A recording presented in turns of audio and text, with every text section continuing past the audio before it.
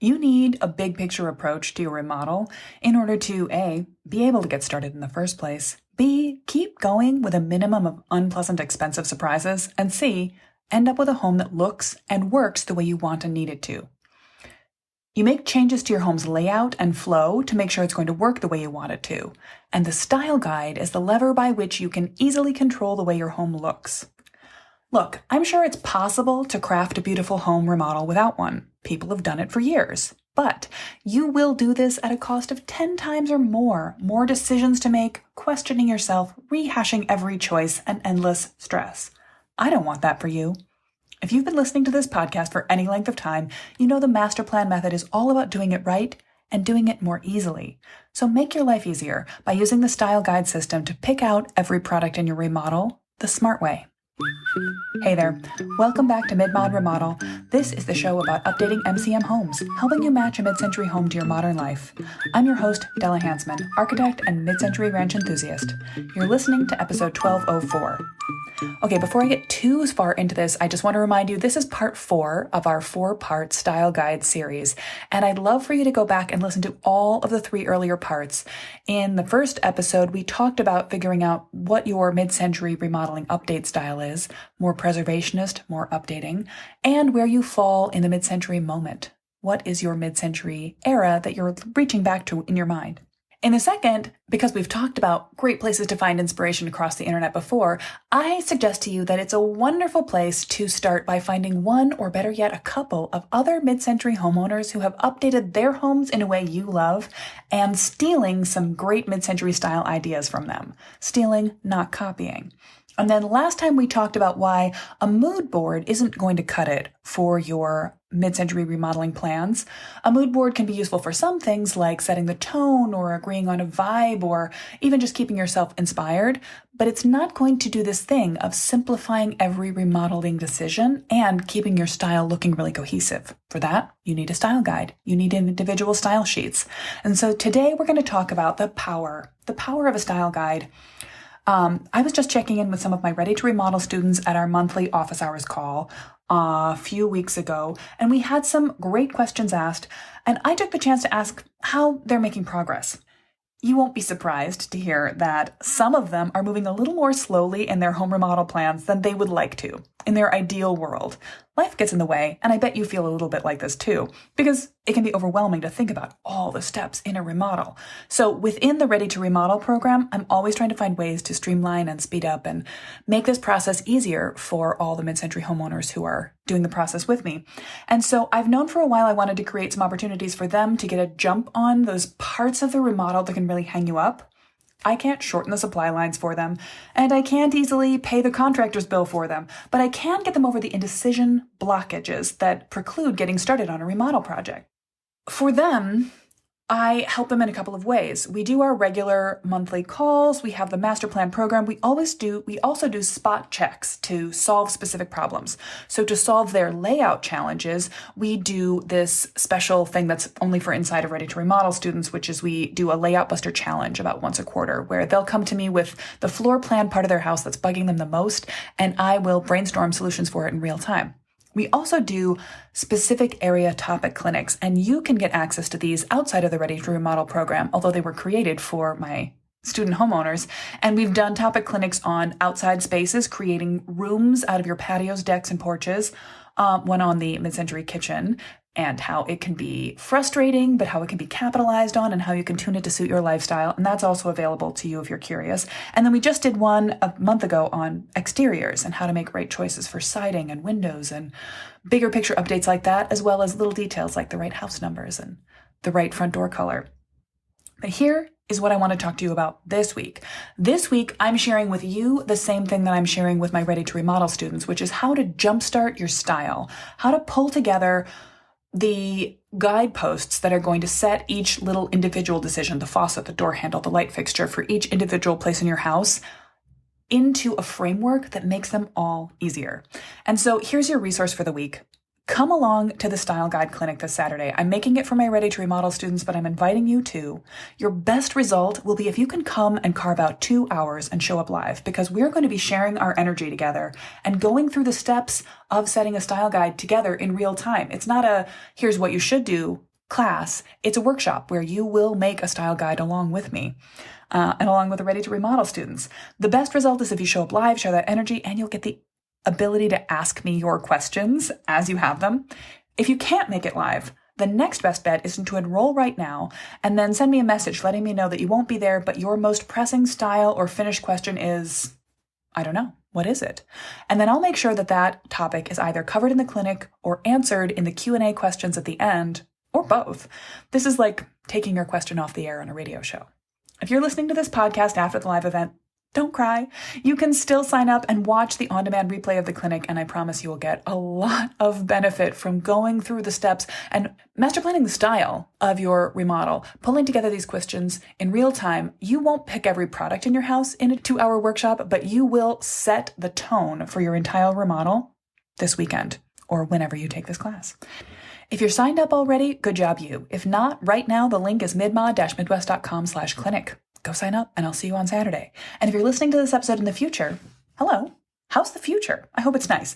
You can get the same experience, like I said, of watching the replay on demand. The link may have changed in the future though, so go check the show notes page of this episode to find out where you can watch the Style Guide Clinic. All right, as always, you'll find those show notes and the transcript of the episode and a nice little outline of what we talked about at midmod-midwest.com/1204. Let's talk about the why of a style guide. And I hope I've persuaded you that you do benefit from having something like this in your life right now. But here's the thing. There are 2 points that make the most difference about a style guide. One, it saves stress because instead of making each choice individually, you're going to be able to take each choice as part of a bigger picture. I'm going to talk a little later in the episode about the power of batching and how it works in every part of your life, from doing the dishes. You don't pick up one dish from the living room, carry it to the kitchen, wash it, dry it, and put it away, then go find another dish. That's madness. But we do sometimes pick the elements of our house that way, which again is madness. But the other benefit that I want to talk to you about right now is visual cohesion, style cohesion. Having a consistent set of choices made throughout the house is so beneficial. And so one easy example of this comes to mind again, because I was just chatting with a Ready to Remodel student, and the question of bathroom faucets came up. They were really worried because they had, in some places in their house, one type of metal used in the faucets, and in another, it was another type, and they were really stressed out because they were afraid this was going to make their house feel chaotic. That's not true. You have the ability to sort of focus both to close and far in your house, to take a big picture approach to most of the metal in my house should be made of this or this, but then also to look at certain case-by-case rooms. You might choose to have one time capsule bathroom in your house even while you update the rest of it, or you might choose to fixate on one style. A kid's bedroom doesn't have to match the rest of the house. Your basement might have a slightly different approach. But as you go through, what you want is a general pool of decisions to make. And it's easier, rather than to think about, oh dear, are all the faucets identical? Rather to think about, again, the bigger picture, the more general, what types of metal are you going to have in your house, and do they feel related to each other? This will show up in a bunch of different places. So you might have metal in your plumbing fixtures, in your cabinet, window, and door hardware, in your light fixtures, your ceiling fans, your switchblade covers, your vent covers might be metal, transition strips between one type of flooring and another, furniture. So as I was chatting with this homeowner recently, they're planning to overhaul a bathroom that was redone in the 90s. And when I say redone in the 90s, I want you to imagine a jacuzzi tub up on a little stage with a carpeted floor in front of it, wall-to-wall carpet throughout the whole bathroom. Yikes. So one of their questions was, as they're of course going to change the layout and remove some of these 90 things, how can they play up the aesthetic that they have for some of the more original parts of the house and pick this up, but also make it specific to this bathroom? And the goal is basically to aim for cohesion in the general. So they have original patina brass in their house, and they have that on some door handles. They're concerned about that not matching with new choices they might make. And you're right, you're not going to match new brass to old brass. New brass is an anodized metal that's never going to get that patina. So when you're working with, like they are, original brass handles, hardware in your house, you might want to think about bringing in a matte dark brown or a matte black as your more modern or more fusion update to that. If you're looking for vintage look, you might be going for salvaged original vintage pieces. Again, this depends on what you found about yourself in your style quiz and moving forward. The thing is, you can tune these choices so specifically yourself. And one of the things I'm going to show at the Style Guide Clinic is the way that style is separate in a lot of ways from floor plan changes. I'm going to look at one small space, a bathroom, and it's actually going to be my mid-century ranch shared bathroom with a bathtub, toilet, and vanity. Mine was also redone in the 90s. And I'm going to look at how, if I had the time, I would redo it in one of three ways: in a purely vintage revival preservationist style, putting it back the way it was, or maybe a little cooler than it was, but how it could have been done in 1952. How I can do it in a more fusion style, making some fun, jaunty, angle, mid-mod choices, maybe things that wouldn't have been done in 1952, but please me and match with the overall tone of the house. And then a more modern, contemporary update that still is appropriate for a bathroom in a mid-century house. I'm going to do each of those without changing a thing about the layout. Tub's going to stay the same. I won't even change it. Maybe for the modern mid-century update. You'll find out if you come to the clinic. And then I'm going to talk about how these finished choices can be layered over each other, how you can do a sort of a level one, a little bit of an update, or you can go through and overhaul the room. But each thing is going to have three different effects. And those don't come from, again, picking every single element of that bathroom. Even a small bathroom, that starts to become overwhelming. I'm going to start by the style guide process. I'm going to make 3 individual Pinterest inspiration boards, make 3 Canva style guide sheets that are distinct from each other, and then I'm going to apply those to 3 sketches where I'll talk about how the different materials will apply to the parts of the room. You can do this for a bathroom in your house and follow along literally one-to-one, or you can follow the exact same steps and apply them to making a style guide for your kitchen, or a style guide for the entire house, or a style guide for your front hall closet. You can tune this up or down in scale, and it will work the same way.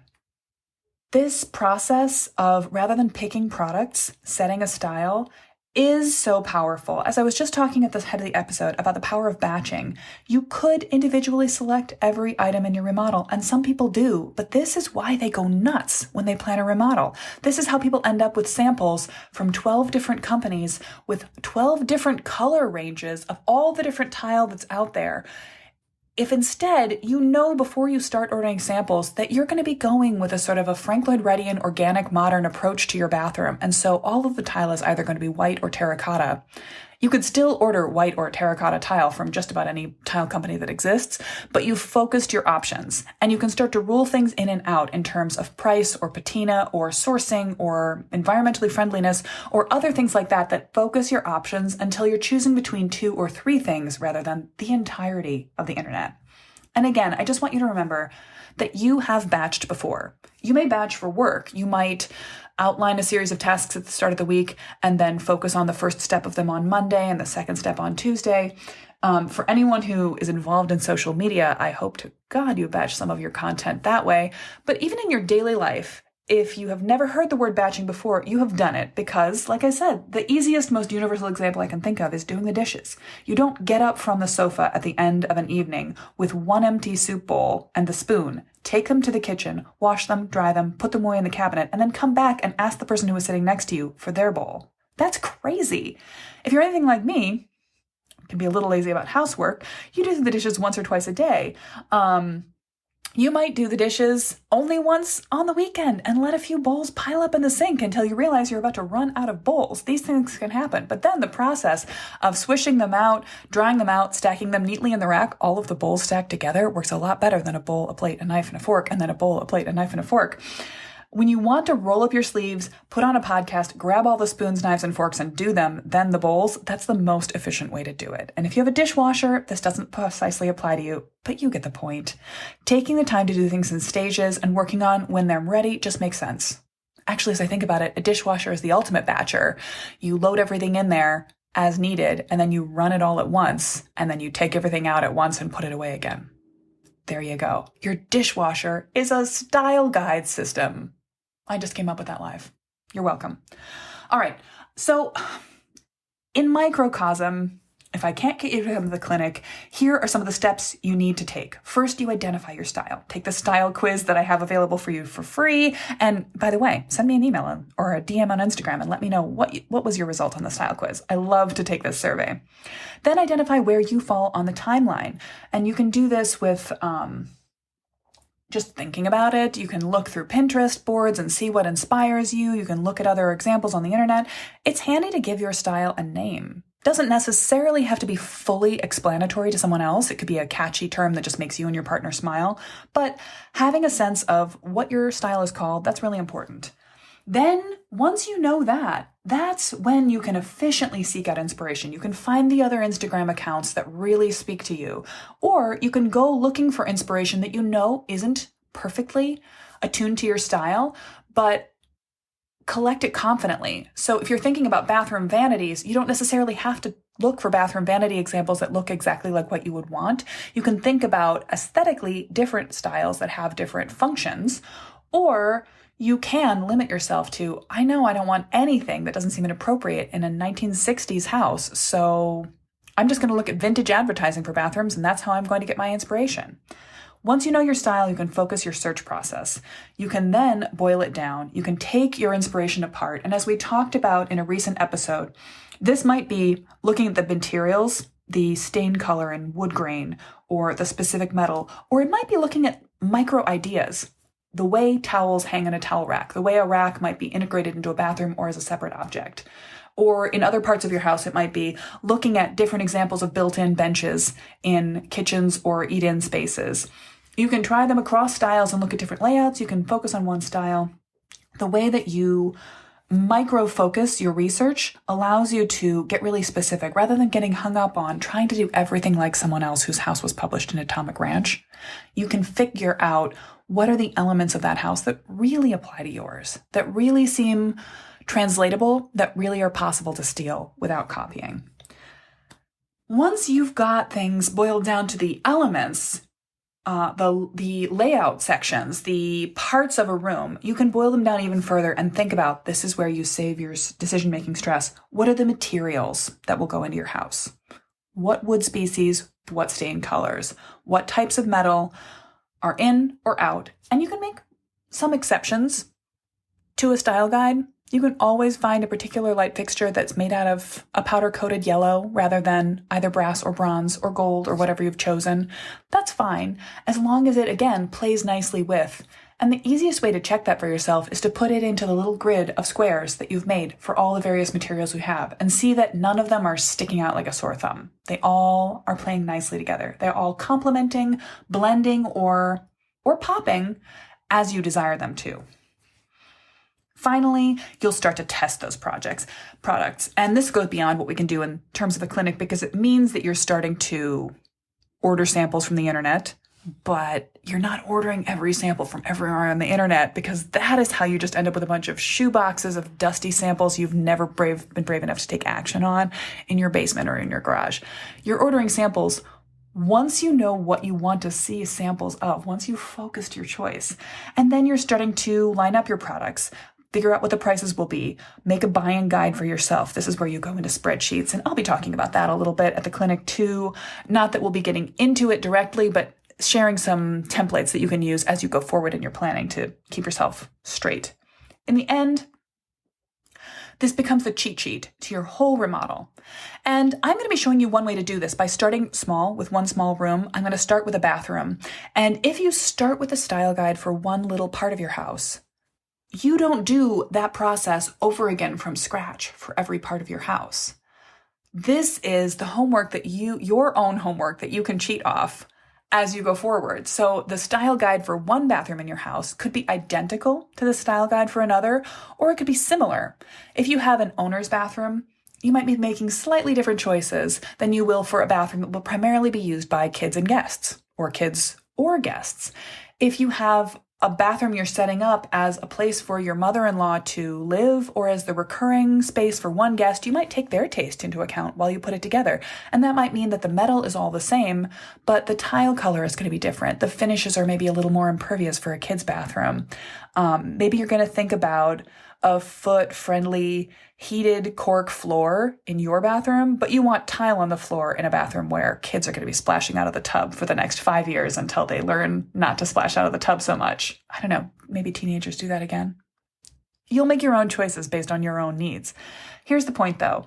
Once you've got the visual guide for one room, you can grow it. You'll have some of the decisions made, and instead of starting over from scratch, you'll simply approve them or adapt them as you grow it beyond the whole house. This is fun. This is play. This is hypothetical until you start to lock it down. And that can help it feel so lightweight. It's never about, oh my God, I saw something on Instagram. I went and looked up that product that they named in their comment, and I realized that product is $5,000. That is a $5,000 light fixture. Oh my God, I can't have nice things. Now I feel like I'll never start my remodel. Or even that product is out of stock and I can't have it. Instead, we're thinking about what is the vibe of the room? What is the look of the room? How will the room to come together? And then you can go back out, expanding from there to think about what are 5 different sources for light fixtures that fit the tone of a really vintagey light fixture that's made out of, in the case of a really vintagey bathroom, it's probably going to be stainless steel. Mid-century bathrooms weren't fancy. They didn't have matte gold fixtures in them. They were stainless steel. So you'll be looking for the fun vintage form stainless steel light fixtures from a couple of different places. Then you can look at the whole internet again, but everything comes back to your style guide and everything feels easier and simpler. I want to share with you before I wrap up this really delightful thing that happened within the Ready to Remodel Homeowner Facebook group recently. Maria, commented to say that she is starting on a second room or starting on another room, another micro project in her house. And she's got her master plan set, but she's kind of going through her projects and doing them one room at a time to contain the amount of drywall dust. And she said to get started on this room was so easy because she has already made all of the style guide decisions so that her remodel plans are now rinse and repeat. She knows what lumberyard to order the new trim from. She knows where to go to get the light fixtures. She's already got her plan for how she's going to replace the flooring that had been done in a bad remodel in a previous era. And she can just make a few simple decisions for each room while leaning on her own work from the past to make it all feel fun and doable. This is my goal. This is what I want to have happen. It makes me so happy. So just to reprise, the style guide system is intended to and will both simplify your process, helping you feel more confident, helping you feel playful with it while it's light and ready and early, and then lock it down and feel confident about it in a very efficient manner.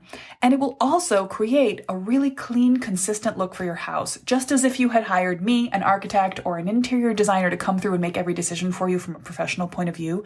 You'll have that effect because you've made every decision with a designer's eye and to your own taste. The result is a satisfactory system that saves you time, saves you stress, saves you money, and results in a remodel you'll love more and that will be more perfectly suited to your personal mid-century remodeling style. So we're about to wrap up our series on style guides. Next time I'm going to talk to you about nooks, I think. How to make micro spaces work in your house, because I've got a lot of new thoughts on that since we last chatted about that on the podcast. But here's the thing. I really just want you to come to this style guide clinic this weekend. This is honestly, I'm a little worried I'm giving away too much, but I don't care. My mission is to save every ranch in America from bad remodels, and I want to save yours, and I want to save you from not liking the results of your remodel and from the indecision of just not getting started. So that's it, my friend. This is my pitch for you to consider using the style guide system to simplify every choice in your remodel. I want to see you at the clinic this weekend. Next week, we're going to be talking about something completely different. I want to remind you about the power of micro spaces. I talked about using the nook concept to improve your home way back in the pandemic, and we're going to be reprising that, and I'll give you some new thoughts on how you can use both in your remodeling plans and just in the way you arrange your home right now without moving a single wall or calling a single contractor, how you can make your house work better for you using the concept of micro spaces rather than just a simple room. Meanwhile, you'll find the show notes for everything we've just talked about and a transcript of this episode, plus an outline of this concept, the style guide system, at midmod-midwest.com/1204. And one more time, I want to see you at the Style Guide Clinic this Saturday. It's going to be amazing. Have a great week, guys. I'll see you to talk about microspaces next Thursday.